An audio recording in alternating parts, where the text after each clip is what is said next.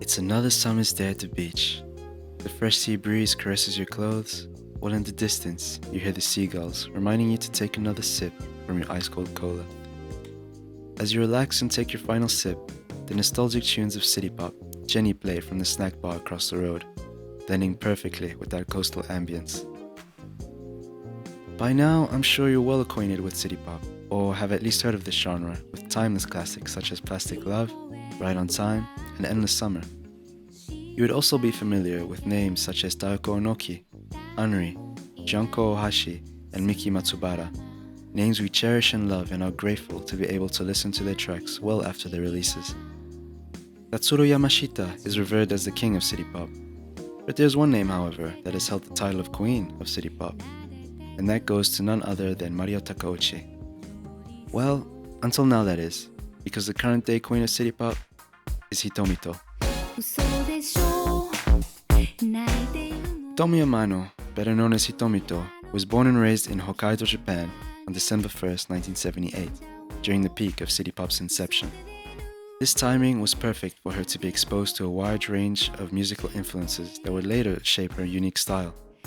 She describes her main influences as being Tatsuro Yamashita, a legendary figure in the City Pop genre, known for his smooth vocals and groovy tunes. But Hitomito doesn't just stop there as taking music as her influence. She is someone who has well traveled across many different countries, immersing herself in cultures different from her own. These experiences easily seep into her musical style. Her song Smoky Lovers is a funky jazz fusion bossa nova track, a mixture that just gives us a little taste of what we have on offer for her music.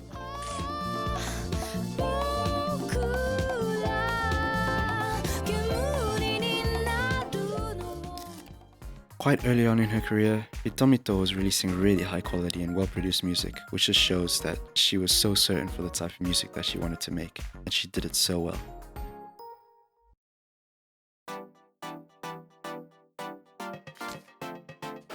Up until 2009, Tomito was releasing solo albums that covered a wide range of music, from jazz, pop, and some interesting experimental tracks, such as Girlfriend. All of these tracks and albums were released while she was signed to her previous labels, Ugalu and Tokoma Japan, until finally, in 2012, she signed to her new label, where she released the album that would define her as a queen of... Wait. Did you forget something? Come on, you can't talk about that album until you talk about... Ah yeah, Tokyo Sniper, how could I forget?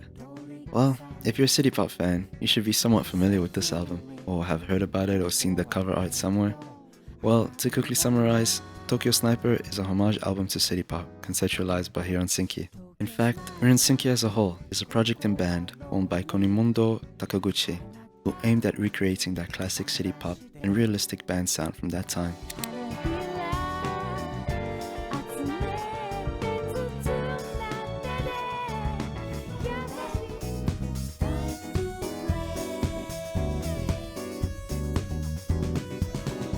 Before working on Tokyo Sniper, Takaguchi mentioned that he had heard a young and up-and-coming Hitomito on an NHK music show and loved her voice.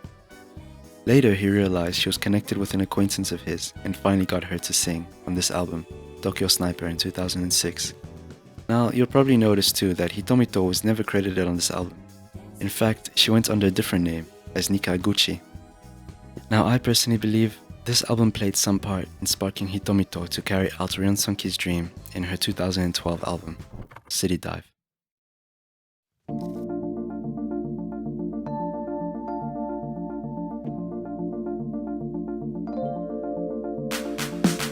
When City Dive came to life, producer Ryunsunki was asked by Hitomito to help her create her own City Pop album, alongside Dorian and Kashif.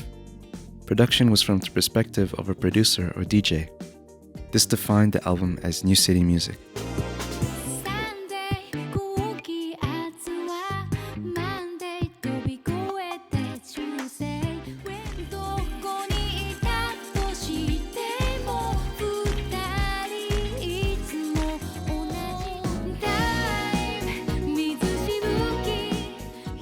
City Dive was then perfected and released under her new label, Billboard Japan, in 2012.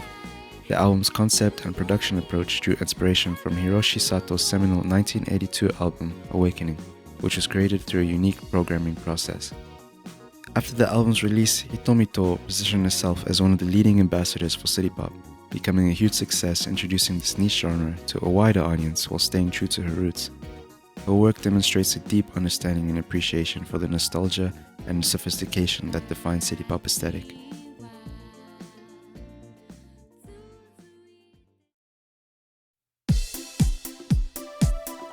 A year later, Hitomitoi released her two concept albums, based on the seasons of summer and winter. These two albums further showed how each album she puts out is a well thought out process, with true intentions of an art direction and feeling that she wants to capture. Both albums were released with their own music videos, previewing each song and setting the overall vibe and story of the albums. It's all personal preference, but for me, my favorite has to be Surf Bank Social Club. In my opinion, it's the perfect listen from start to finish. It does what it plans to do, and it paints a vivid image in my head of being at a select resort club member.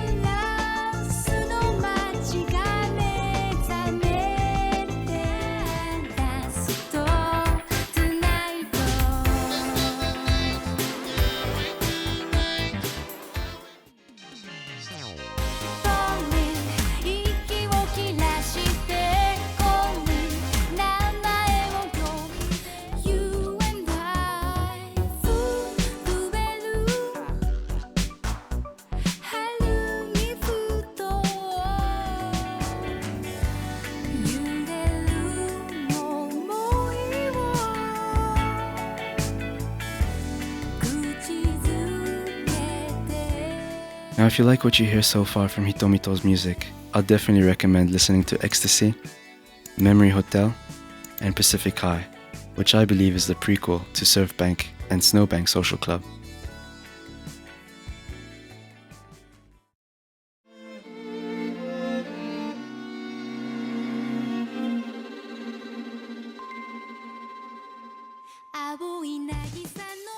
Hitomitoi has stayed true to her city pop and jazz fusion sound with all of her recent tracks.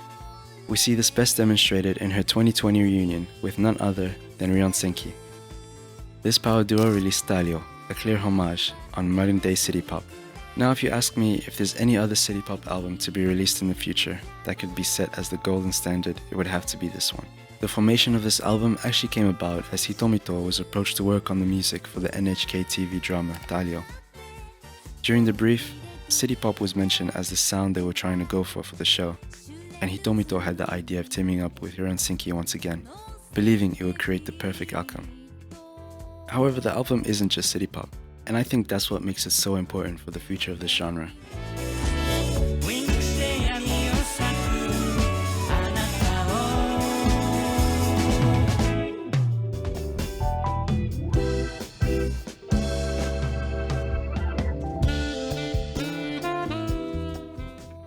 Ryon Senki even described that the soundtrack shouldn't just be city pop, but a mixture of jazz, fusion, and funk, as well as city pop of course. Two genres which are normally already similar in sound but have a clear distinction between the two. When you give the album a listen, you'll notice that the tracks with Hitomitoi are strictly city pop in nature, while the other instrumental tracks are just jazz fusion and funk. Ryon Senki even explained that we split up the work, with Ryon Senki making jazz funk fusion songs and Hitomitoi teaming up with Kashif to make city pop style songs.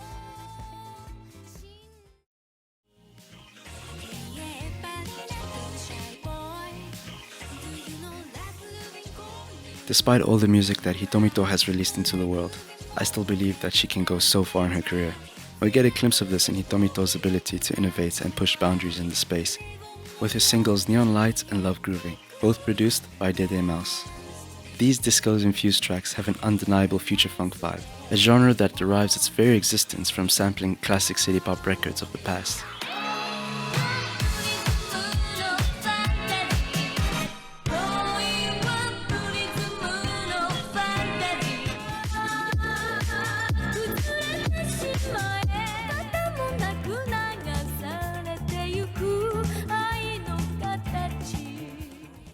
It's this full circle moment where Hitomitoi is now inspired by the genre that takes its inspiration from the songs it samples.